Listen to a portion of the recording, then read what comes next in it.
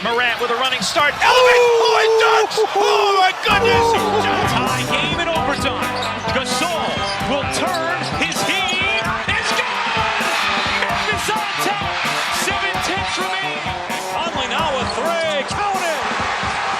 A 15-point lead for Memphis. And Blake Griffin gets into it on the floor with Randolph. Hard to tell if there are any punches being thrown under there, but Griffin took acceptance. Adams going long. Morant! He hit it! John Morant, insanity! You gotta be kidding me. Welcome to Grits and Grinds, a Memphis Grizzlies podcast. Grizzlies win edition. My name is Keith Parrish. The Grizzlies, shorthanded once again, defeated the Miami Heat on the road.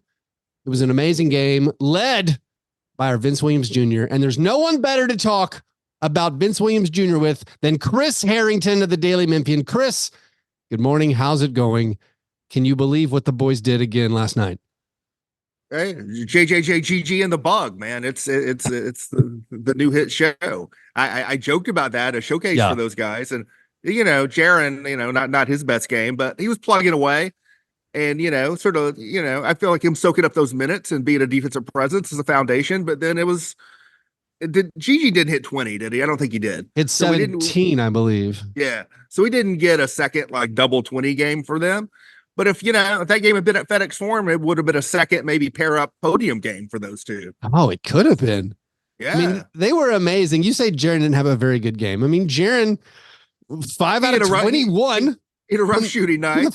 He came through at the end when it matters. But this is one of those things where, sometimes you just got to do it. You got to be the best player on the court. You got to shoot all the shots, even if you're missing them. You have to absorb that time. It's not like when there were 9 minutes left in the fourth quarter. I wasn't like, Jaren needs to come in right now. Jaren needs to get in the game right now. I don't care how many shots he's had blocked by Bam Adebayo.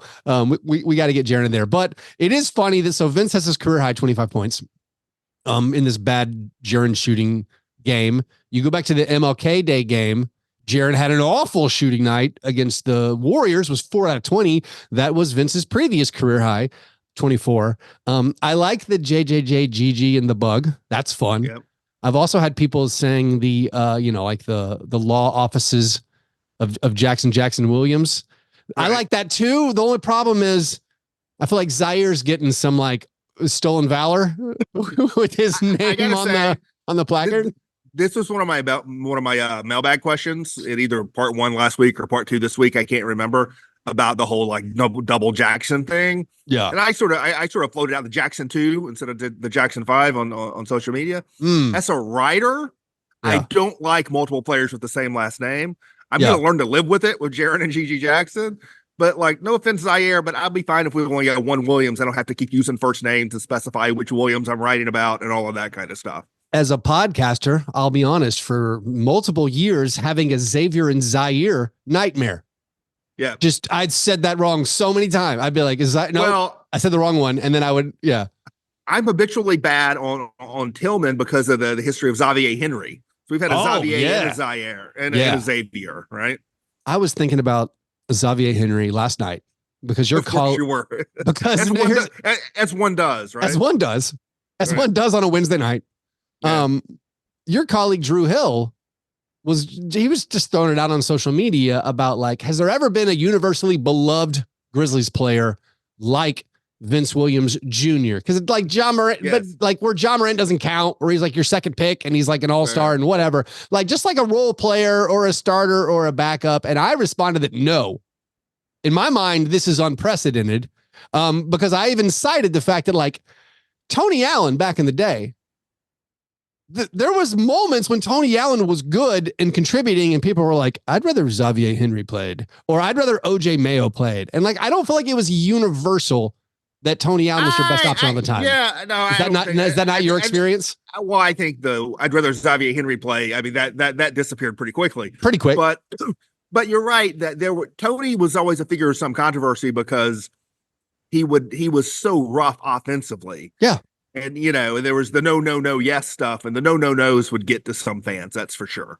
Yeah, and there were, but no one's out on the street corner selling T-shirts of Vince Williams.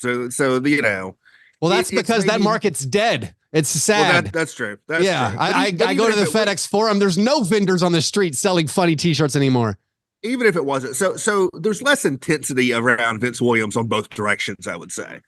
But give it time. I feel like it's got to be. I mean, of course, I live in an online bubble, and Tony's ascendance happened in the context of a team that was good and getting better. Yes. Yeah. The Vince Williams ascendance is happening in the context of a sort of lost season. Even like I was trying to trace this back. Like there's that first breakout. There was like there weren't there two breakout Tony Allen games. Were they both against the Thunder? They were both. Yes, both against the Thunder. There was the first one I crowned the Tony Allen game, and then later it became the first Tony Allen game. Right. So the first Tony Allen game happened at home, and that was the first game where he really broke through into the rotation. Yeah. And that was the night after. That was the first. So the game before that was we're going memory lane. I'll try to make it a little bit quicker. So the game before the first Tony Allen game was, I think, at Los Angeles, and that was on the team plane where he blackened OJ Mayo's eye in a card game. Yeah. And so the home game after that is the game that OJ Mayo doesn't play with quote unquote bronchitis on the injury report that night. And Tony Allen enters the lineup. He misses about 4 or 5 layups in that game, but then like at the end of the game makes all kinds of crazy plays. I think he may have had a dunk. And just all this stuff, and like became like a hero that night. And I still remember talking to him in the locker room after that game. Oh, he didn't dunk it. He was missing layups. And we were talking to him about it. He was saying, "Yeah, I got to get back to dunking." He didn't want to dunk because he'd had the knee injury before. Right. And so that was, that night when I wrote about it, I called it the Tony Allen game. But then about a month later, the game at OKC, the Grit Grind game happened. So yes. Yeah, the Grit Grind game was like, he had like 20 points and 5 steals or something. Like he just dominated that game. No Mayo, no Rudy Gay, overtime win, Durant down the stretch. Yeah. So the first Tony Allen game was the one where I saw it and was like, oh, that guy, even with missed layups, that guy does stuff the other people can't do. And I feel like that's my same impression when I saw Vince Williams Jr. play. It's like, oh, that guy can do things the other guys can't do. But even going back to my thing about Tony Allen not being universally beloved, even after the 2 Tony Allen breakout games, even while the Grizzlies were good, there was still, at least based on my memory of social media back then, there's still a lot of like, hey, why is Tony closing the game? Or like, and it's like, because he's our best player, because he's by far better than other players. Yeah. So there's 2 differences there. One is Tony is more erratic, and he sort of puts things on the table and takes things. He would put things on the table, take things off the table. This Williams just puts stuff on the table. He's not taking anything off. I don't understand how he's not taking anything off. Right. But the other difference is the context of the season. Yes. And so the team's not winning right now. Who are you going to play? And B, not a 2-game heater, Chris. Well, there's no OJ Mayo or what, I mean, Marcus Smart's not playing. So if fast forward to next November, there could be arguments about like, should Vince Williams start or Marcus Smart start? And should Vince Williams close or Marcus Smart close? Like that stuff could be coming. Yeah. There's the context for that kind of disagreement is not there right now. I mean, I planted my flag early. I said Vince Williams needs to start over Marcus Smart like 6 weeks ago.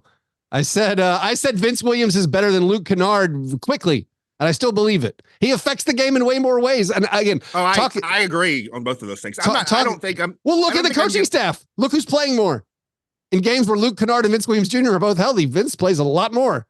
So I don't think it's that controversial. Also, this is, the coaching staff, like they're shorthanded, of course, but like there are some games where other players are available and they're still playing Vince Williams Jr. super heavy minutes. I don't know if you saw this stat. I can update it now.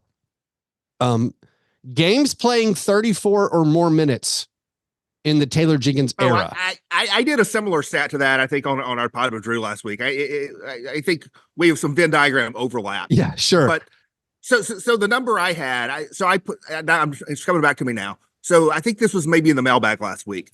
So this season, at the time I wrote this is like a week ago, there had been 59 Grizzlies games this season of players playing 35 or more minutes. Mm-hmm.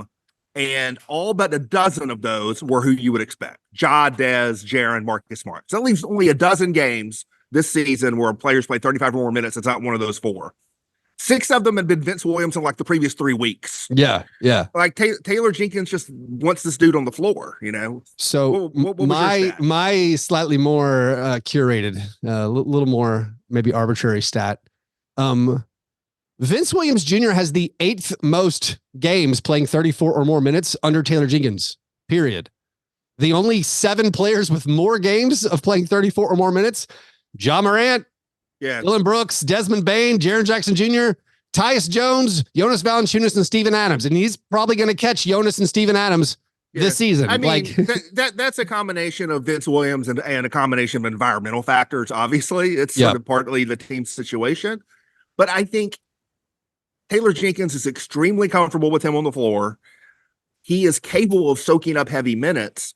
And the fact that he can soak up such heavy minutes and the team is so comfortable with him soaking up those minutes at $2 million or 2.3 or whatever next season is going to be enormously valuable to the Grizzlies as they're trying to field a contending team without hitting the second apron of the luxury tax. Like, it's just this has been an enormous find for the Grizzlies, not only to find this guy, but to get him on this contract. Yeah, the contract kind of blows my mind. I mean, good for him for getting that money.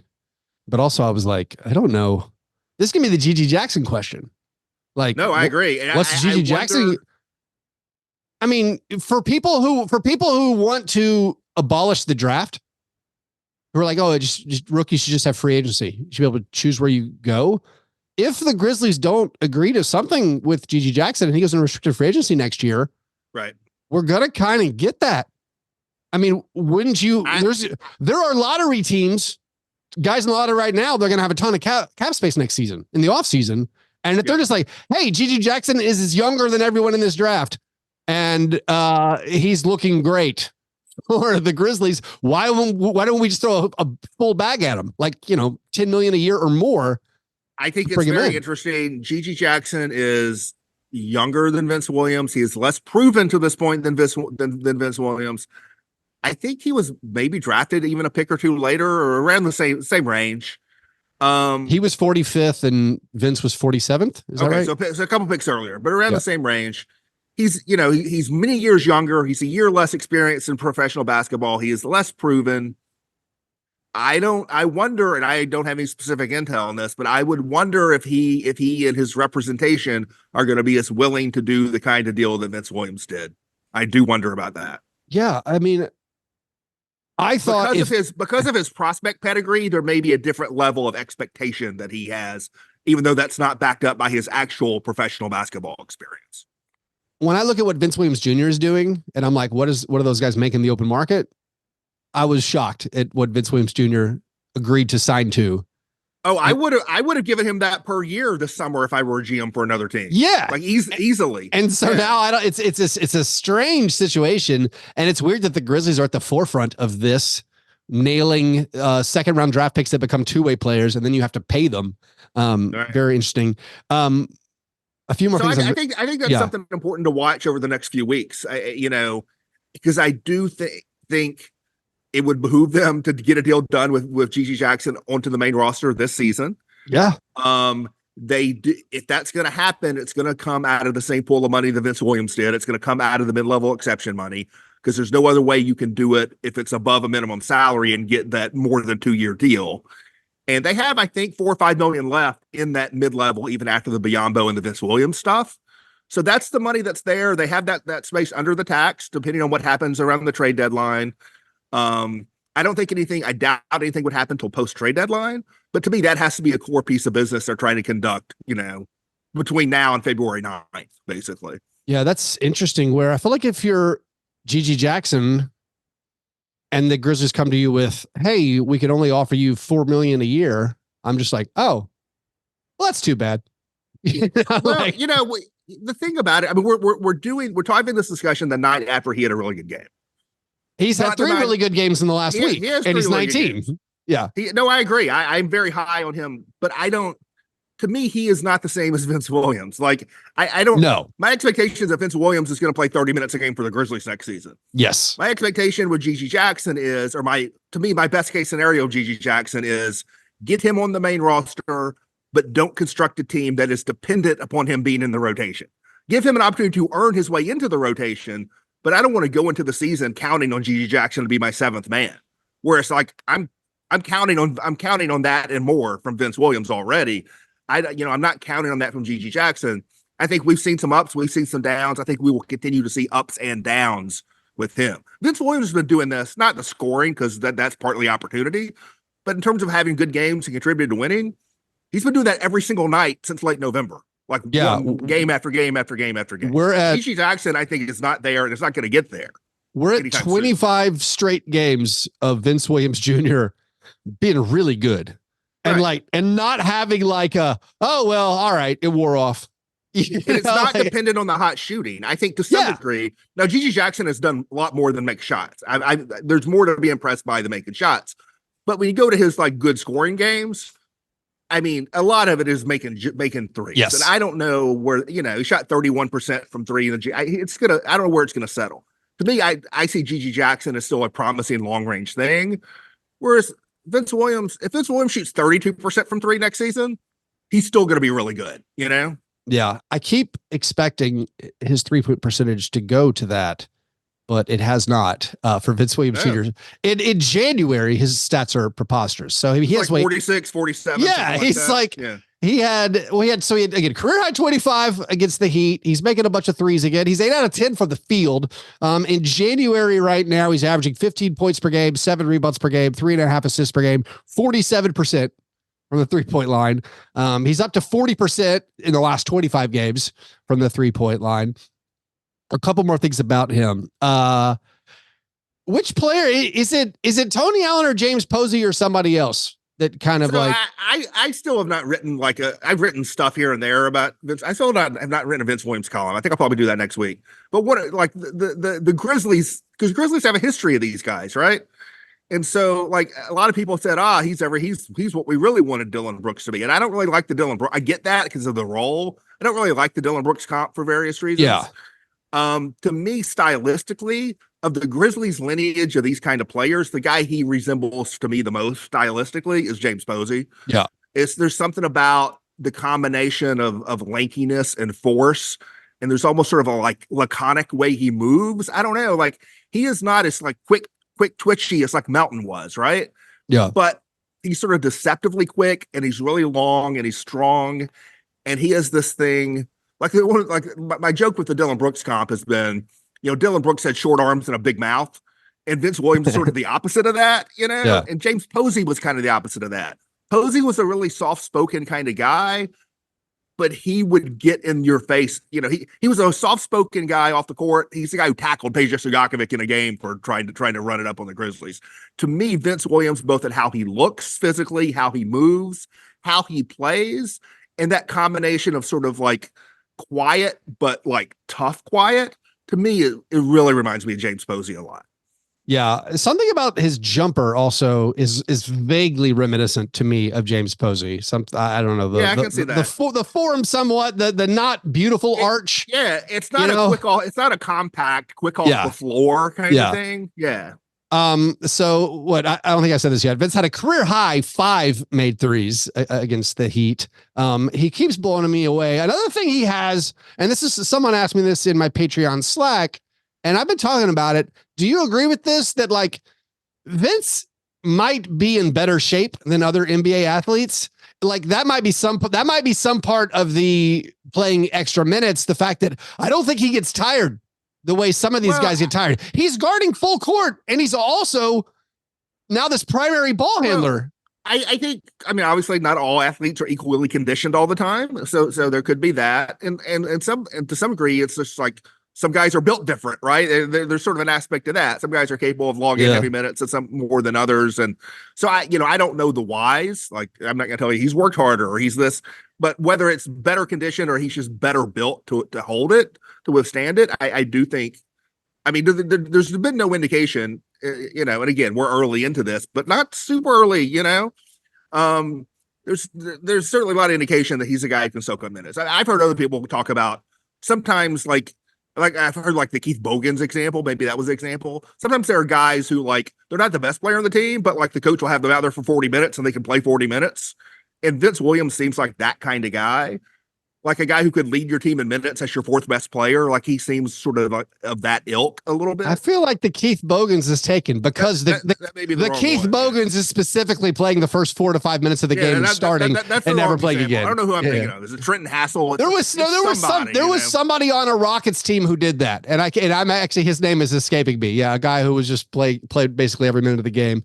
I guess we can move. Oh, one more thing before we move on from Vince Williams Jr. When you were on early December with me, I said, Chris, I might be nuts, but I'm pretty sure his passes are crisper than everybody else's. How do you feel now, 6 weeks later?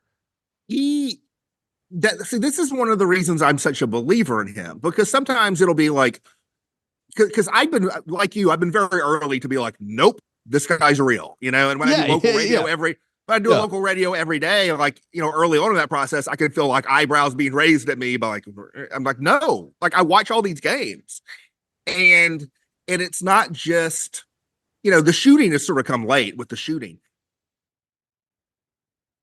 Gets that defensive rebound, immediately recognizes the long outlet pass, and it's on a dime to Konchar. He processes quickly. In addition to his physical skills, his toughness, his length, and all this other stuff. He has a feel for the game that's not going away. It's just sort of already there. That's different from some of these other young wings. And it can sound like we're trying to pump up this guy to be some kind of star. He's never going to play in an all-star game, I doubt, right? But to me, he has very quickly established himself to me as the kind of player, and we've talked about Grizzlies comps, but I'm interested in what are non-Grizzlies comps. If you want to communicate to someone what kind of player is he, both stylistically and qualitatively. Like a name I've thrown out there just to try to convey my belief is Kentavious Caldwell-Pope, right? Yeah. Never been a star. He's been an essential starter on title teams in 2 different cities, like the starting shooting guard of the Denver Nuggets before that. To me, Vince Williams is very quickly could be that level, that kind of player. This is a little sneak preview if I write about it next week. I did some stat head, micro targeting, trying to figure out what are some stylistic comps. And the name that popped up most frequently when I put in various markers I thought were sort of illustrated, try to get your head around and sort of, triangulate or whatever what Vince Williams is. The guy who actually popped up most frequently was Robert Covington. Yeah, sure. And so, to me, that's the level of kind of player we're thinking about. Those are elite winning role players. Those are in their primes elite quality starters. They're not all stars, right? That's what I think. I don't want to put words in your mouth, but that's what I'm talking about when I talk about a total belief in what Vince Williams is already. To me, that is the kind of player he has quickly become. Yeah, he somewhat reminds me of Kirilenko without the steals and blocks. I mean, he gets steals and blocks, but Kirilenko was beyond anybody else at getting steals and blocks. He was like a Olajuwon level, but something about his combination of wing play and rebounds and a little bit of playmaking. I think of him, and then I can't get James Posey out of my head, where I'm always it's just James Posey. He's a slightly better rebounding. See, Posey and Covington are bigger, but that's why those guys pop. Why Covington pops statistically is there aren't many. Vince Williams, I think, depends on, he's listed different ways, different places. I think officially he's 6'4". I think that's the official listing. There aren't many 6'4" guys who have defensive rebound rates like what he's done this season. Yeah, like Russell Westbrook does, but throw that out. But otherwise.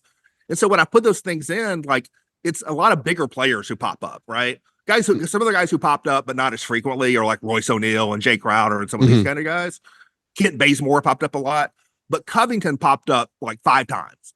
Like if you look at the markers of the way Vince Williams has played in terms of defensive rebound rate, 3-point frequency, some of the advanced stats of defensive impact, some of this kind of stuff that you tried to get around what he is. The kind of season he's having, there was a lot of Robert Covington out there. And at his prime, Covington was considered one of the elite, role players in the league. But a big difference, I mean, not that we have to get too carried away on the comp, but a big difference is just Vince dribbles and Covington never was asked to dribble the basketball, and that is to me one of the most intriguing things, and especially of late that he's been asked to do more. Yeah. Is that combination of he's got some guard skills as a handler, passer, shooter. And he rebounds by a Grizzlies power forward, at least, he rebounds like a forward. He has some guard skills. He's our leading rebounder. Combination. I mean, just raw rebounds per game. He leads the team. He leads the team since he started playing. Since December 1st, he's first on the team in rebounds per game. So it's I had noted a couple weeks ago that he had the highest defensive rebound rate on the team. But like on the team, period, not among perimeter players. We got to move on. But the thing about like him just stringing together multiple winning plays, and we've seen it over and over and over. And the thing that differentiates him from other players is just like we saw at the end of this game, like where that feel, that focus, that effort. Yeah. Like the Heat cut this to a 2-point game, and then it's like we get Vince defensive rebound. Then he hits the big corner 3 off the great setup from Scotty Pippen Jr. So it's the big corner 3 to put the Grizzlies back up 5. Then Vince gets a rebound. Vince brings it up. He assists Konchar for a layup.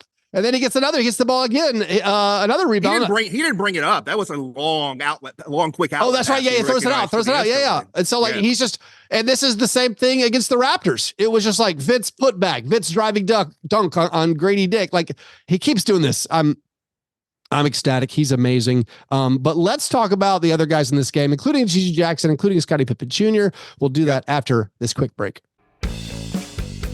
Grizzlies fans, don't miss the next Grizzlies watch party in Nashville, Tennessee. I will be hosting this watch party on Friday, January 26th. That is tomorrow, as the Grizzlies take on the Orlando Magic. Come on down to Noble's Beer Hall. We're going to have $1 off Wiseacre drafts. I'm going to be giving away lots of Grizzlies prizes. So be there, bring a friend, come cheer on the Grizzlies as they go for their 3rd straight victory. Watch the Grizzlies and Magic on Friday, January 26th at 7 p.m. at Noble's Beer Hall with me and other Grizzlies fans.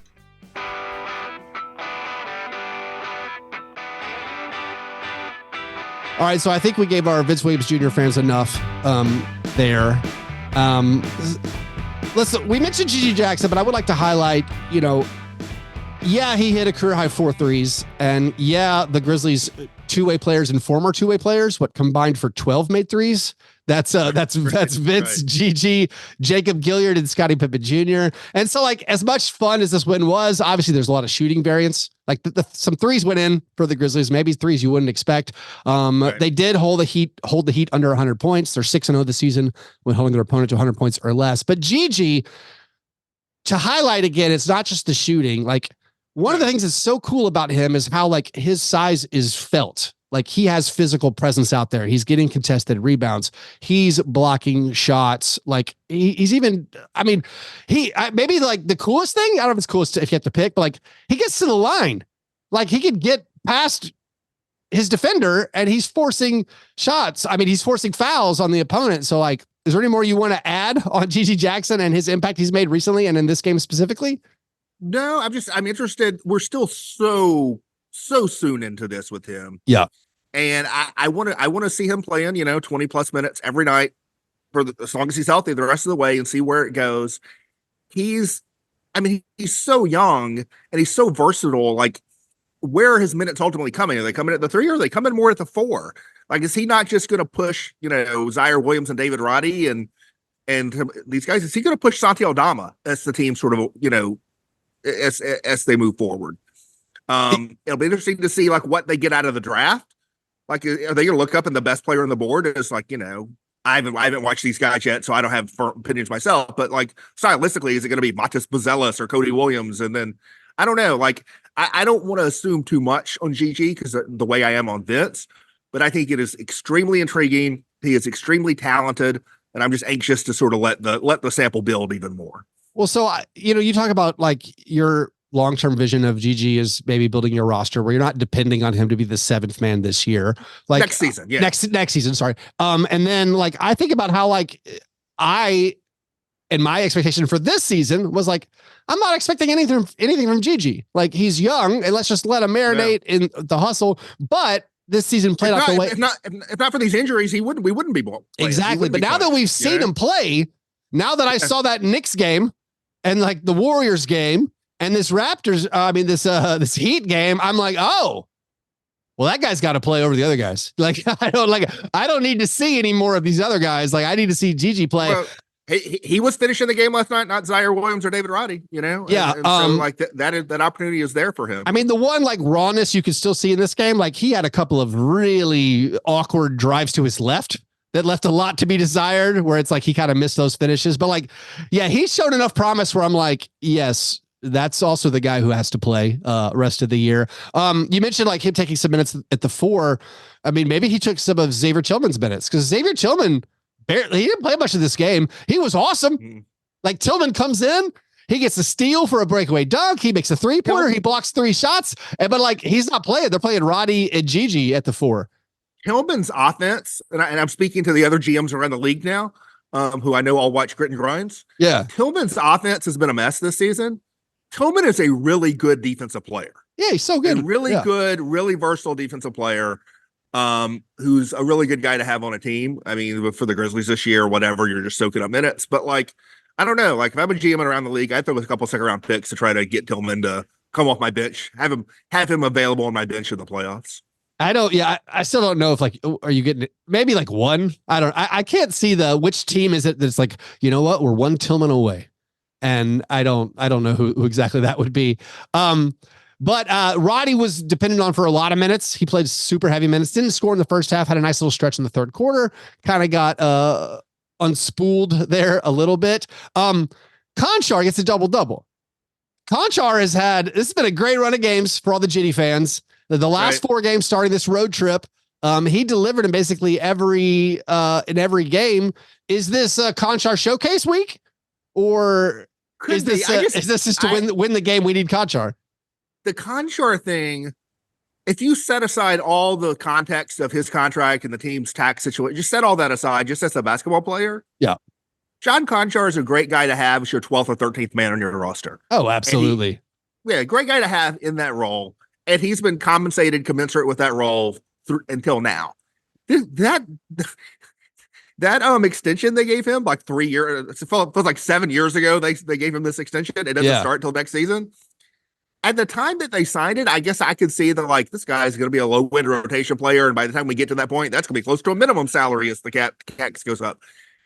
The reality hasn't worked out that way. Like their tax crunch is such that like, like we can't have John Konchar for $6 million. Like this is a problem. And so I don't know. I think there are a lot of other teams that like he would help, but to take on 3 years and $18.5 million beyond this one, I just don't know.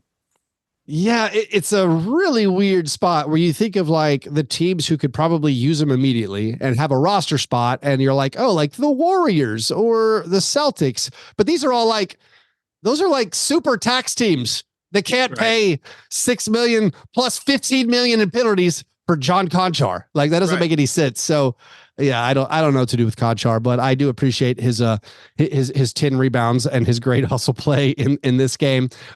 We can wrap up. We got to talk about Scotty Pippen Jr. Pippen Jr. Zippin' Pippen, the inevitable. Yes, the Zippin' Pippen. An old, for people who don't know, that was an old wooden roller coaster in Memphis that was much beloved for decades and decades. It got torn down and relocated. It actually exists somewhere in Wisconsin now. You can go ride the Zippin' Pippen. But the Zippin' Pippen was a beloved bit of local culture. And of course, a player named Pippen who zips around, it's inevitable. There you go. Is there any IP we could steal of like the logo from the old Zippin' Pippen? Slap that on a t-shirt before anyone finds it? I don't know. That's a good. I think people are already hard at work on these t-shirts. I think you're a little late in the game on that. It's all right. So Pippen, this was his eighth career NBA appearance. Right. So speaking of, this is a place to really pump the brakes a little bit. This is his first good NBA game. He played great. He played really well. He had, all these are career highs. He had 15 points, 6 rebounds, 6 assists. Was this game by Pippen better than any Derrick Rose Grizzlies game? I think so. Yeah. You bring up an interesting point there because they signed Pippen to a 2-year, 2-way deal, right? Yes. It was this one that just, you were bringing this guy in to soak up minutes the rest of this year. They kind of like him as a guy who they think could help them. They have team option or whatever for him next season. The way the Grizzlies roster is constructed, I haven't seen any indication they're just not going to have Derrick Rose back on the team next season. And that is kind of an empty roster spot. That's John Hollinger wrote a column. Our buddy John Hollinger wrote a column earlier this season called the OG.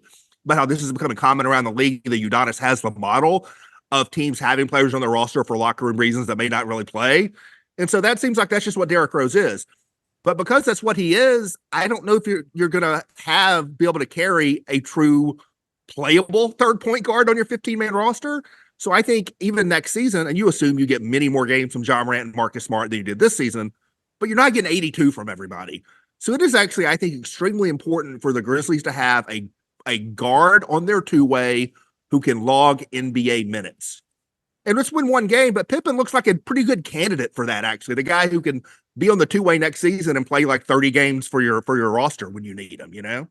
Yeah, that looks promising. I was very impressed. One game caveat, very impressed with like his burst to the rim. And that's what that's what it was told. That's what he was advertised as, is like, yeah, this guy gets in the paint and scores.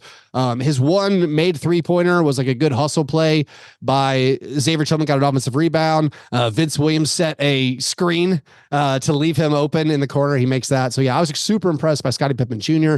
Very promising minutes. It's interesting to have 2 point guards on two ways. To have that, you have Gilliard for now. Yeah, I think Gilliard, when he hits that 50 games, may not be there anymore. That'll be interesting. But I think what I just talked about is the thing to keep in mind watching Pippen the rest of the way. That is what he is auditioning for. He is not auditioning for a main roster role in the Grizzlies next season. He's auditioning for you're a G League guy who's really a Memphis Grizzlies guy. You know, that's what he's auditioning for. Credit to Gilliard. He got the start. He made 2 threes. He had 7 assists. I guess we could close with, I mean, do we need to mention poor Zaire? The Grizzlies won this game in spite of Zaire. Like Zaire with a giant offer. Missed all 8 of his field goal attempts. The Zaire thing is interesting too, because you know, he's $6 million next year, and I think you would like to not have him for $6 million next year when you're trying to trim your tax. But it's only 1 year. And so if it comes to it, like, you could waive and like stretch him and knock that 6 down to 2, I guess. Would you rather do that, or would you rather give up stuff to get someone to take all of it, right? Is it headed to one of those 2 directions with him? Or is there some sense of, if we can't get anything for him, we bring him back with Ja and see if Ja can like rejuvenate him one more time, you know? I mean, those are sort of the paths, it seems to me. I don't have a lot of faith in him the rest of this season, that's for sure. No, I mean, this is statistically the worst stretch of his career. And it's just like, this is pretty brutal. I still don't get, this is something I talked about on the previous 2 episodes about like this, the team's overall shot selection sometimes. And like you saw it from Zaire in this one, where it's like, he gets the ball and like he makes a move and the move didn't work. Right. You're supposed, most NBA teams, I watch a lot of NBA. Most NBA teams, you then pass the ball. You're like, oh, I didn't get by my guy. Our team, for whatever reason, and like Zaire, like, oh, your move didn't work. Okay, I'm just gonna shoot this 3-pointer anyway. And it's like, why are we like this first quarter? All right, we won the game. This first quarter started poorly, where it was all bad, all bad 3-pointers. Yeah, I thought they were going to score 70 points last night. You know, the team tweeted, "We have 6 assists on 6 made baskets," and I was like, "That's for a whole quarter." Like 6 made that's bad. Like, that's real bad. I want to throw out a player we haven't mentioned. I tweeted something about him right before we started recording. Jake LaRavia. Jake LaRavia, Grizzlies fans are convinced he's just bad. And that might be true. It is likely true. Who knows? He never plays. Yeah. Vince Williams Jr. has logged more minutes, NBA minutes, since December 18th than Jake LaRavia has in his career. This is your chance. And I'm sure he could be playing if he would be playing if he could. But like, you got to get out on the floor, dude. This is your opportunity. He needs to be active and playing, because who else are they going to play? And like, he just seems like he's always hurt, always has some little injury, you know? Yeah, it's tough. Poor Ake LaRavia. No, that's like going like to Gigi Jackson scored 17 again. It's like, all right, this guy has 3 17-point games in a week. Roddy has what, like 4 in his career, or 5 or something. Like Zaire has 10 against the Dallas Mavericks. And like Zaire has 10 in like 3 seasons, and most of those are against the Thunder, where he plays 35. Like, this guy just did stuff like other people can't do that. And so again, you give the Grizzlies credit.